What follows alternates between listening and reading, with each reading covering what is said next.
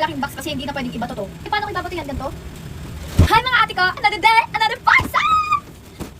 Kabog talaga ang seller kasi hindi ko ina-expect na papadala niya ako ng ganire, kalaki, na mga ano bang laman nito? Ha? Nagulat din ako nung dineliver to sa akin kasi sabi ko, ano yan? Wala naman akong inano na ganyan Ano yan? Wala naman akong in-order na ganyan. Ano yan?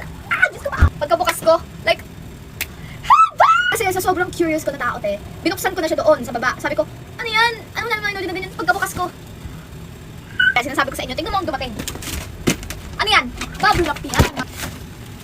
Isang box ng blind box. Grabe ang nararating ng pagka-OA natin. Kulit ako dito kasi akala ko yung isang box lang yung ipapadala nila sa akin. Like, isang box lang talaga ng blind box. Hindi set. Ito yung mas nakakanulat. May isa pa! Ano ba? Sino ba naman ako para tumanggi? Dito, ito yung Silent Winter. Isang set siya. Ilan yan? Malamang dalawa. Ano gagawin natin? Malamang bubuksan natin yan. Diba? Para mas mag-enjoy pa ako sa bubble wrap. At ate ko, hindi lang yun. Ito rin, pinadala. Hindi ito pinadala. Regalo to sa akin ate ko at 8 siya. So, anong gagawin? Malamang bubuksan natin yan mamaya. Okay, ito yung mga parcels na mga dumating sa akin at hindi ko pa sila nabubuksan. Ito yung isa. Ate ko, nilagay ko na siya sa malaking box sa mga hindi ko pa nabubuksan. Ayan. Ito. Tapos, ito mga nabuksan ko na to kasi na-curious ako kasi bakit ang laki-laki nila. Ito pati. Ayan pa sila.